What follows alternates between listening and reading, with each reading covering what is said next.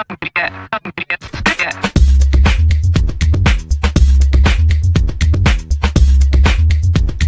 your professionalism that I respect.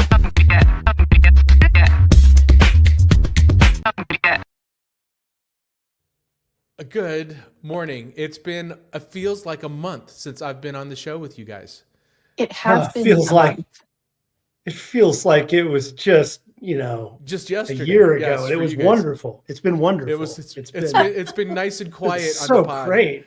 It's been amazing. Yeah, I thought we Anthony, welcome fired you back. from the. for being a customer. You can't fire me. I thought we fired what you makes it from so the hard. show. I thought we fired you from the show. Speaking of, I have some jokes about unemployed people, but none of them are working, so I'm just going to move on. One day I'd like to become a millionaire just like my dad. He always wanted to be a millionaire too.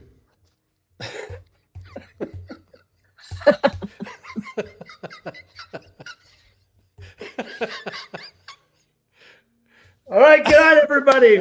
Thanks for joining us. We'll see you next time. And that's the show. I'm not even going to tell you mine because you guys, both of your jokes were too good. I'll tell you one for you.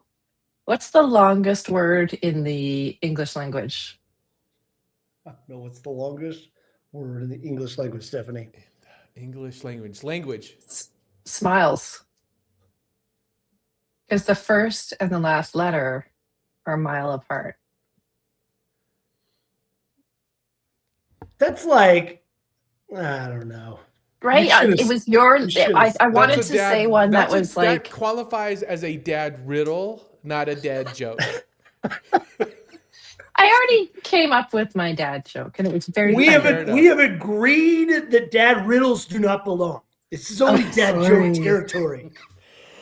Anything that has to make you think. It's a clear distinction. Yeah. And clear. And we are just going to turn the show from now on into dad jokes. That's all we're going to do. New strategy, new direction. new strategy. New strategy to lose viewership. Well, I mean, I don't even work here. That's what makes this so hard. Hold on. This is what are we going to do? I think we're going to pivot the show.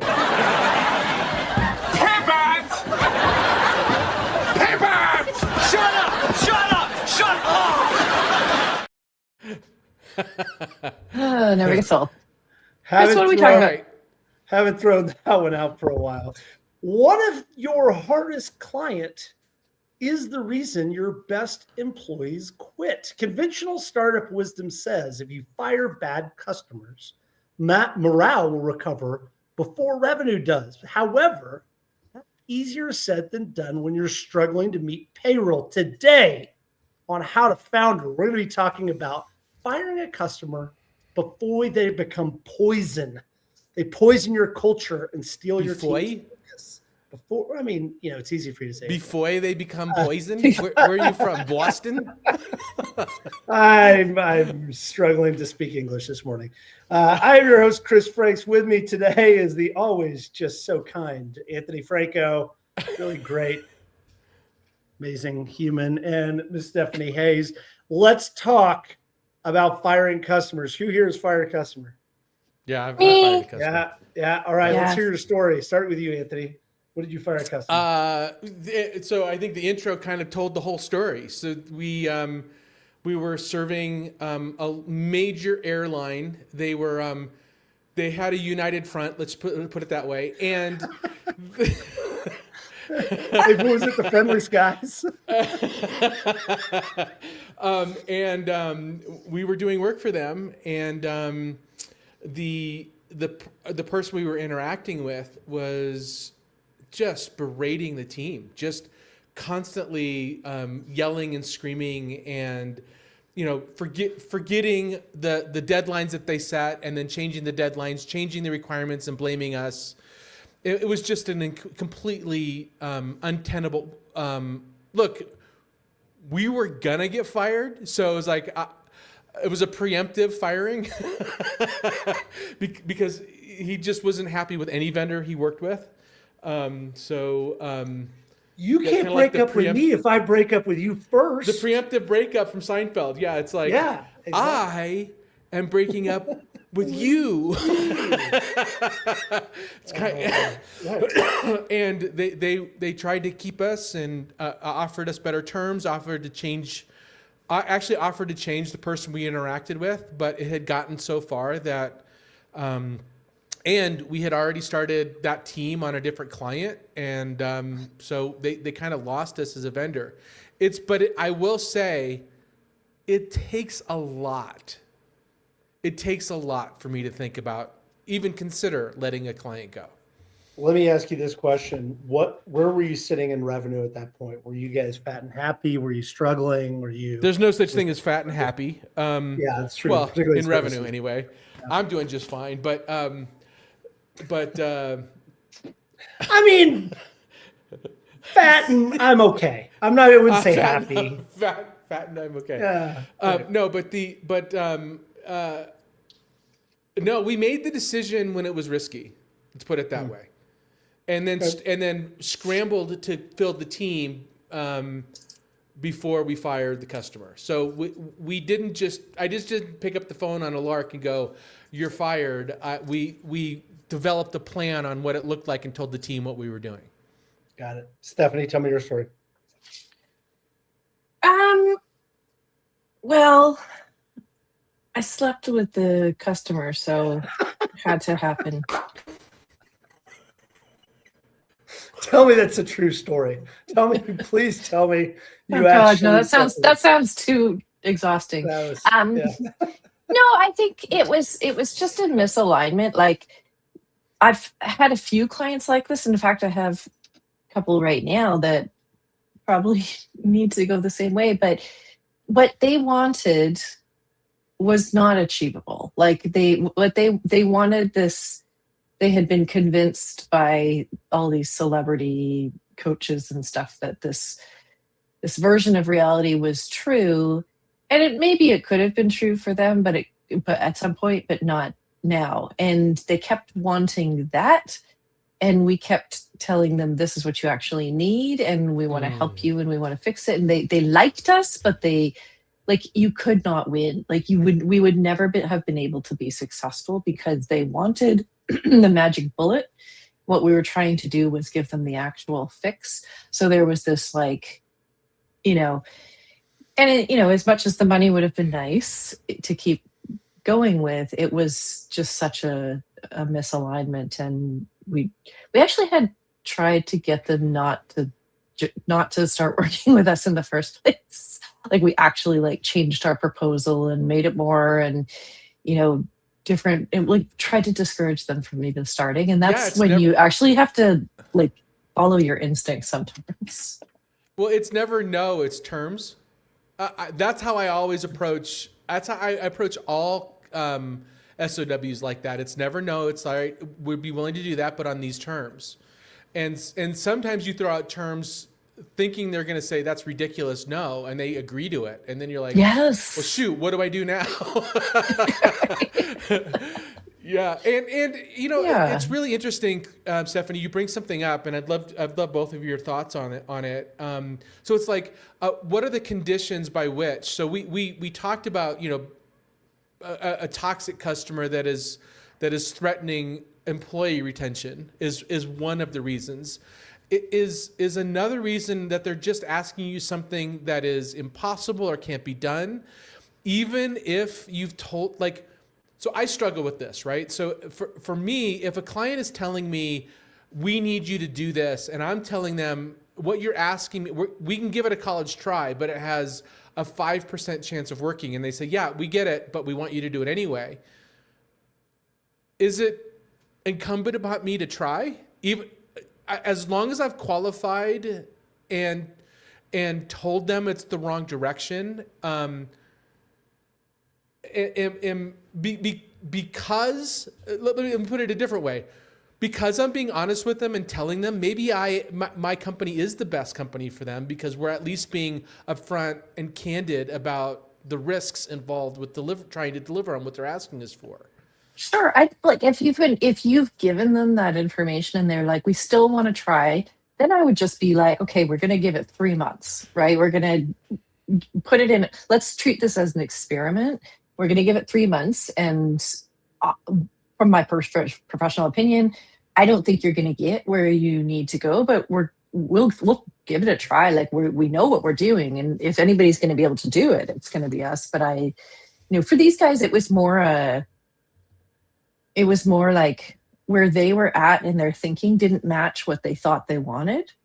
And if those two things weren't ever going to be together, then we couldn't be successful. Like we couldn't get them there. And they wanted us to promise something that was impossible to deliver. Like, and I just said they were no. forcing you to promise something that you to deliver.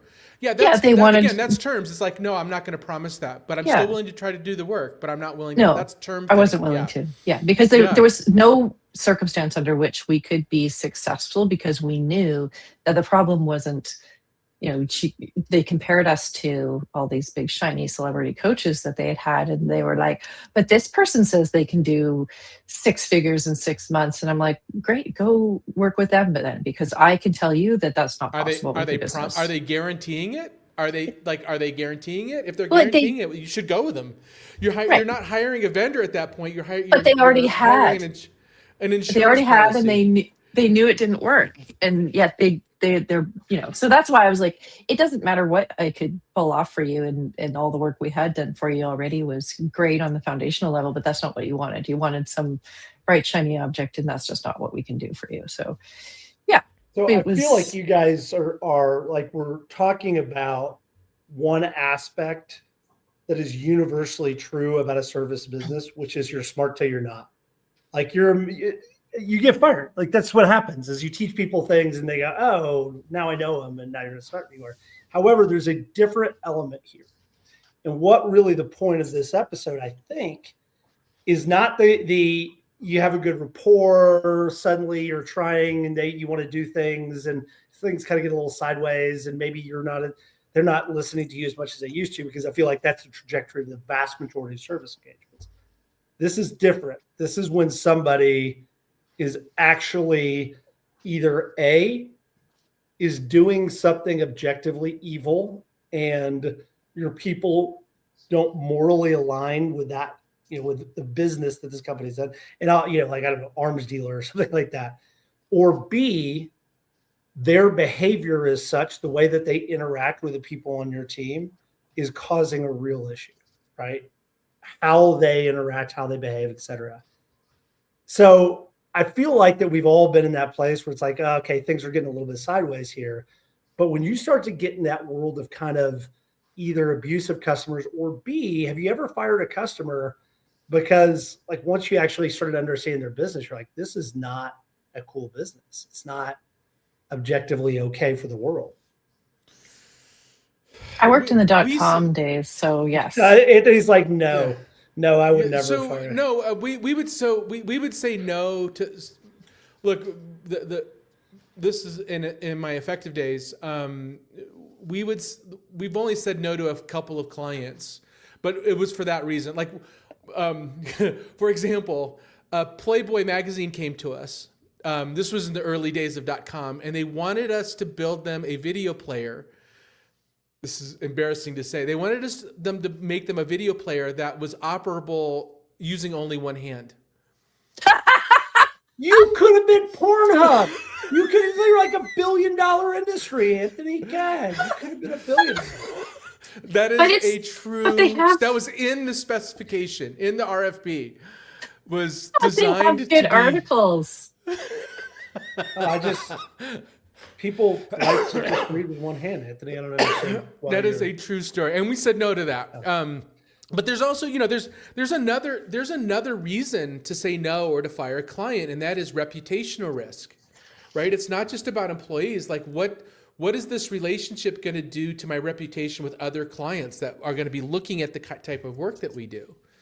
And but there was some internal angst for sure, but there was the folks that morally objected to working for a Playboy.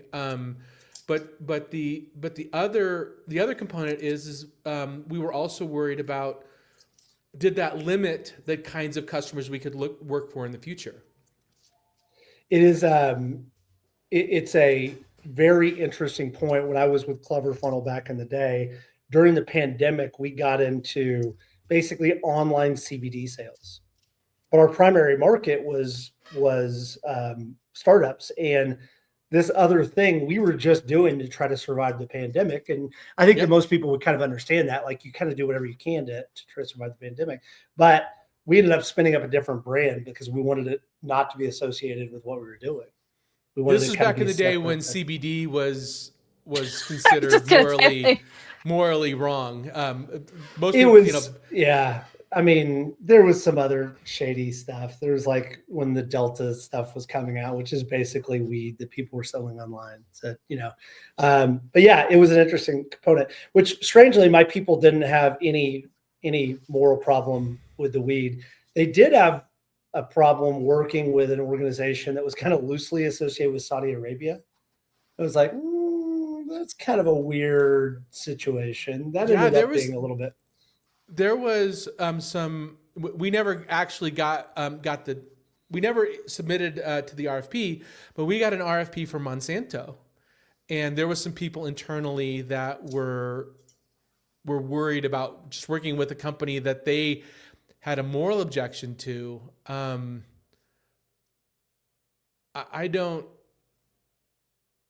I struggle. So I struggle with that. I struggle with saying no to a client because you have a moral objection to their business practice, unless they're actually like a truly evil. Like, it's really even hard to say if they're an evil or not evil company. Like, how do you make that distinction? I think so. In our world, especially when we were like in the .com days, if you took on a client that no one else would take on because of the values objection, that stained your reputation in our town, right? Our city. And I do think that there is reputational risk for working with. I think for us, it was more that there were owners of businesses that people really didn't like. Like, they were not nice people, right? Like, they were bad people. They wouldn't pay you. They treated people really poorly. And then there were a couple of businesses that rolled up during that time that were absolutely questionable morally. And the very DVDs were invented by the porn industry, right? By the adult entertainment industry.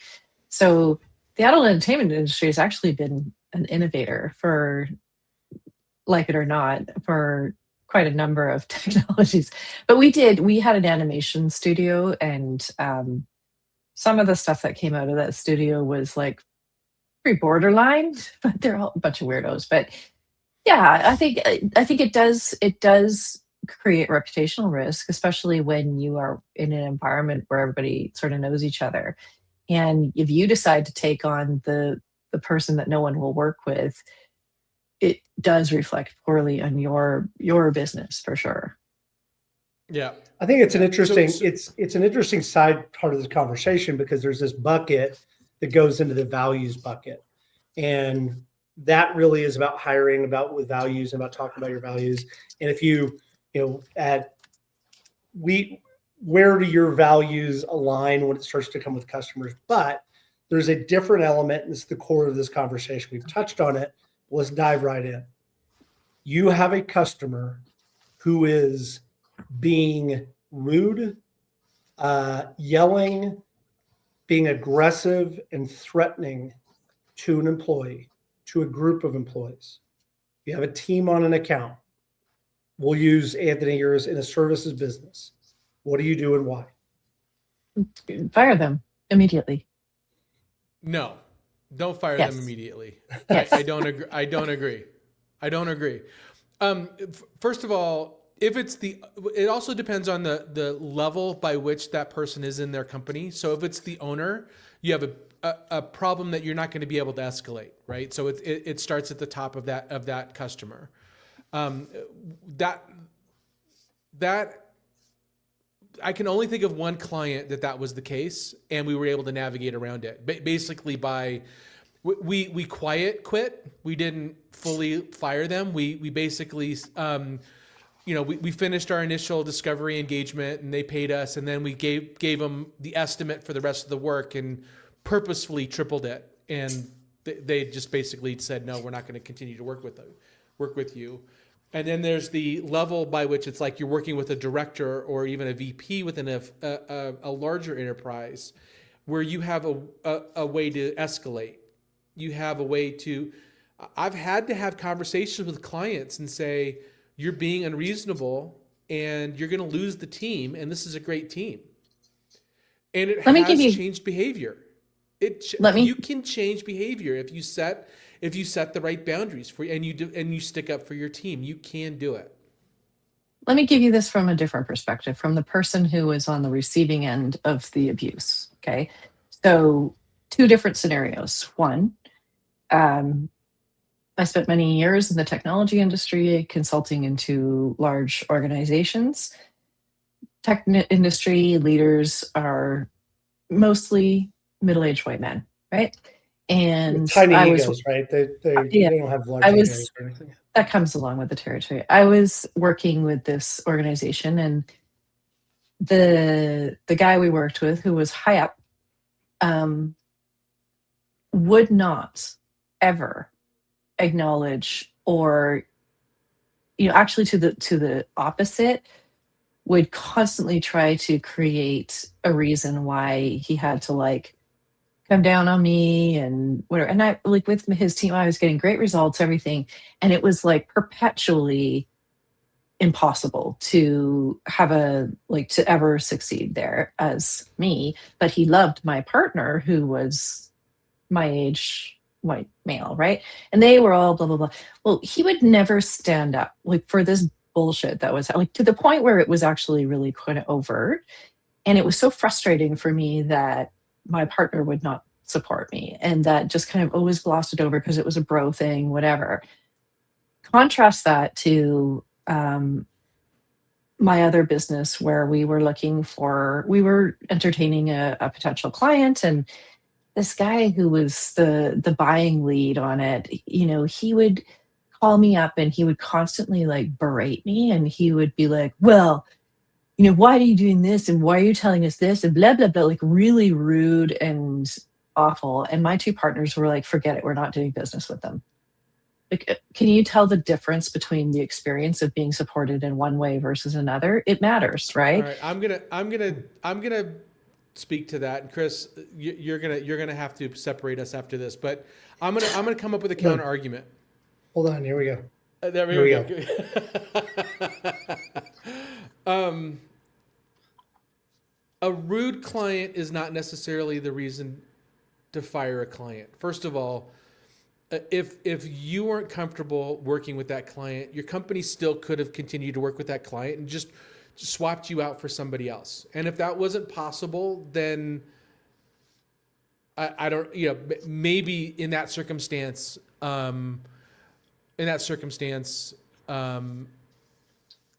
it made sense. But there's been plenty of occasions where we've had a rude client or severe personality conflicts where one person thought they were being rude to, but then you talk to other people on the call and they were like, I think they're reading the situation incorrectly. So it was us. It could have been more us than the client, where it's not clear. And having this knee-jerk reaction of always supporting your team's feelings can be very detrimental to your business.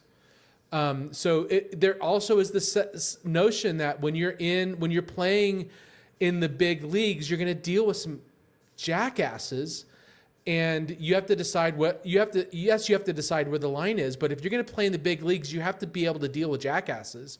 And still be able to leverage the work if you want to grow as an organization. I deal and you with want to keep you people all the involved. time. It's Exactly fine. right. Exactly right, Chris. Here. You've made my bingo. You've made my point for me. All right. I want it, but this is turning into a really interesting part of the conversation, because what we're talking about is there is no, this is a subjective line. Stephanie, I hear you, which is like, hey, there's some lines you don't cross. And then Anthony, you're saying, well, you can address it without necessarily going and immediately firing people. My question is, in this scenario, and let's use your scenario, Stephanie. Let's say that this guy was a real jackass and being like a sexist asshole to you, and clearly broing up with the other guy. Let's say that and you were young at this point, you took it to somebody that was in charge and the supervisor. This was last year. I'm a partner in the company. Oh, well, fuck that. Okay, well, just give me the hypothetical here, because I'm trying to play out with Anthony's saying. So in that scenario, do you take it to a superior and be like, look, this is not cool. This guy is being a sexist asshole to me. What do you do about that? And my point there being is the whole balancing act here is you have to keep your team and your morale, right? But also you are responsible for revenue. And Anthony, what I hear you saying is always try to make it work, because it's so hard to find clients. It's so hard to get revenue. And it's so customer difficult. acquisition is high. Yeah. If you can make it work, try to make it work and see whether or not that there's a way that you can keep the revenue. But at the same time, there is this risk associated with team and team morale. How do you strike that balance? And particularly if you're the supervisor in my hypothetical, Stephanie, what do you do? Do you immediately do you try to go backdoor and talk to the person, like talk to the client separately? Do you do it together? Like what's a move where you can try to balance those two competing factors? Well, clearly this wasn't a one-off scenario where I just became the hysterical woman, of course. This was 3 years of this bullshit, right? And it was like a pissing match, right? And no matter what I think he felt like I was competing with him or something. So whatever it was, it doesn't matter. Yeah, but play my hypothetical out here. So in this case, so let's say I'm the partner, right? I'm not some junior, right? But let's say I was managing a team who, someone had this experience over and over and over again. Yeah, I'd have a conversation with the client and I'd be like, look, this is a member of our team and this is the best person to do the work for you. This is how it's coming off and let's address it. If we don't get progress after that, of course, right? Of course, this is not a client that I'm interested in working with, right? Because I value my team and I value my people. They're not commodities, right? They're not replaceable.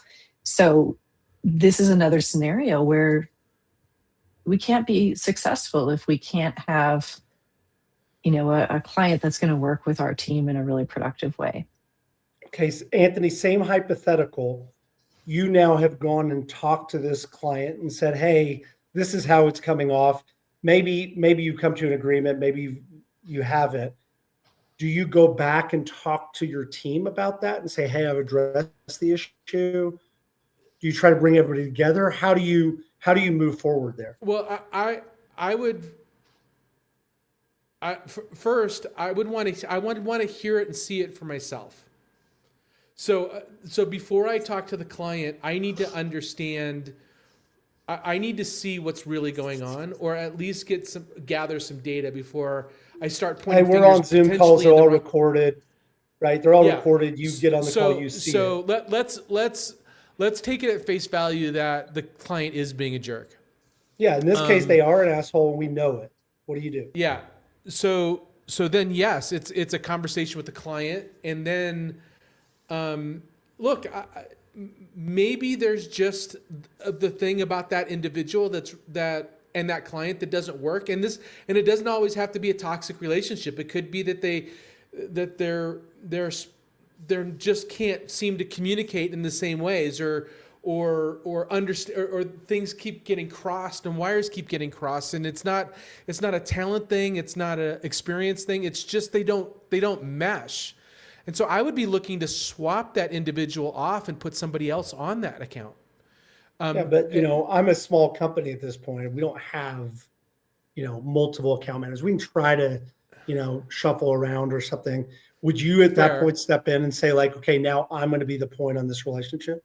Yeah, and I've had these conversations internally. It's like, hey, I would ask the employee, what do you think we should do? So you're having this difficult time. Give me, if you're in my position, what would you do? And I've had this conversation of let them know, I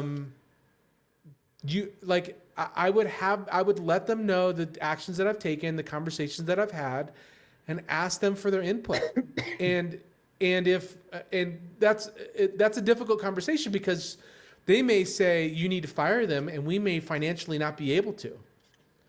But you need to involve them in the decision-making process and the thought process and the implications of letting that customer go. It's the first really smart thing you said in like 20 minutes. It's great. That was actually pretty smart. Well done. Okay. Hey. Here, right, this is talking No, this is great. Stephanie, this is the whole thing though. And this is the hardest part about this conversation is that all of us have been on the line for making payroll.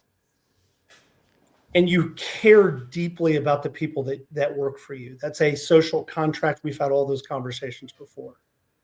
And firing clients puts everybody at risk. Everybody. Yes. At the same time, Stephanie, and this is where I think you and I align a little closer, I would rather go bankrupt and not make payroll than have my team feel like I don't have their back. You'd rather not make, so you're making a decision to not pay your employees, and that's a better preference than, like, your team may not be aligned with that, Chris. If one client puts you on the, if one client puts you on the, if one client puts you at that much risk, then I would suggest that you need to rethink your business. You probably have a shitty business, which I probably did as well. Here's the thing, no, that's not those values. First of all, that's not fair. Secondly, a lot of small businesses, even, and I consider that like 200 people, it may be difficult. It may be financially straining and put jobs at risk if you fire a client. And hold on, let me finish my thought, which is okay, fine. The whole point there being is that when you have values and you build a culture within your team and you say, I care deeply about you and your experience, and I want you to be safe. And I want you to feel safe because that's where we're going to have our best work. And I've worked incredibly hard to create this culture of inclusiveness, of where people feel like that they have a vested interest in the outcomes, et cetera. A client can ruin that. So what I can do is I would say, hey, look, if it ever becomes genuinely abusive or sexist or sexually like inappropriate, et cetera, there's just no question. Like I am going to take care of my employees because that's what leaders do. However, if I built that culture, I can have a conversation with the team and say, look, this is where we are. Let's make this decision together. If we fire this client, we're laying people off. Like, that's it. Now, what we can do is we can ride this client out. We can go another month or two. I can go out and hit the road, try to find additional clients. What do you guys want to do? And make that a decision whereby my employees feel supported, heard, and seen, et cetera. If I don't do it that way, and if I just go, whoa, time out, I'm going to switch you out, whatever, I have destroyed that culture that I care so much about. Hey, Chris, I'm getting a thing that I'm going to need to bounce. So I'm going to let you guys wrap the episode up. I do need to bounce. See, look at that. See, the culture. Last minute thing. Yeah, I've got something I got to bounce for. I apologize. That's okay. We are going to wrap it up. Yeah. Thanks, Anthony. We'll see you. Stephanie, you get to do the speed round by yourself. Are you ready? Are you emotionally ready for the speed round? Hey, I like the fact we had a good controversial episode. He's like, okay, I'm out. It's good. All right. Speed round. Run away. Yeah.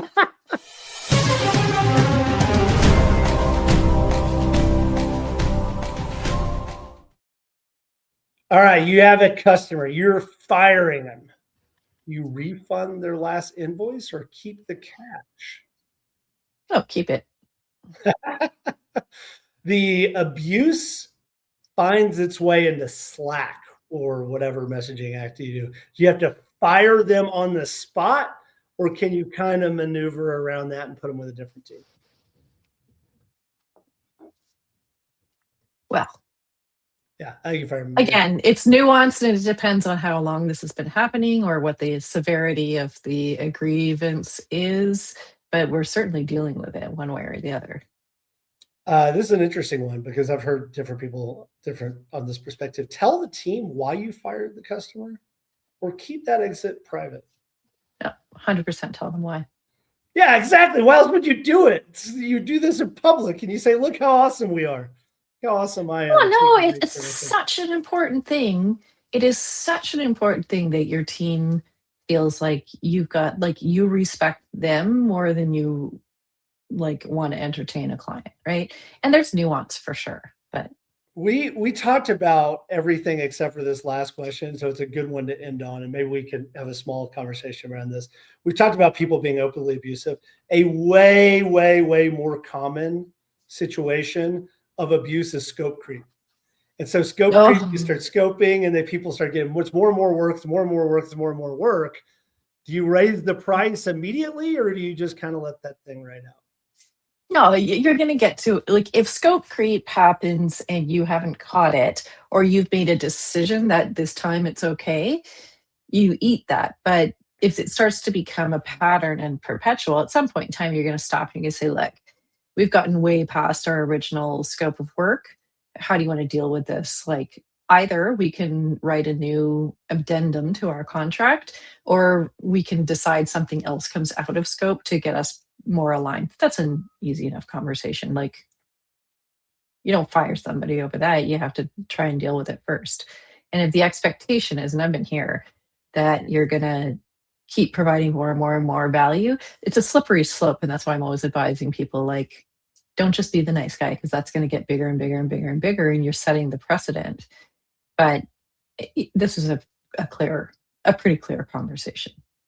Yeah, if you're in a services business, write a good SOW and refer to it often. Every meeting you have, as we talked about in our statement of work. This is where we are. Deep dive recommendations, necessary endings by Henry Cloud. The Power of a Positive No by William Ury. Really interesting conversation, because really what this touches on is a lot of other really foundational elements about being a founder, which is leadership, how you take care of your team, your core values, and this constant pressure of revenue. And like, you're always, at least when I did it, is always such thin margins and that single client here or there. And it makes you constantly have to question what you care about more. And really, oftentimes it was that decision I said, Stephanie, which is, do you care more about keeping your people employed, or do you care more about the culture of the team? And we would have those conversations openly. It was an interesting, but this is certainly something that resonates with me. Any last words of wisdom, and then get us out of here? All right. I'm just going to say thank you all so much for listening. Please make sure to come and visit us at howtofounder.com. And you can connect with us on LinkedIn and subscribe to our YouTube, Apple Podcast, and Spotify channels. And we believe you are the pioneer of economic prosperity. We're so grateful for you being here with us, and thank you for your time. If you like us, give us a review. If you don't, send a strongly worded letter to Anthony. Anthony, right. He left, so right. He's our HR department. All right. See you next time.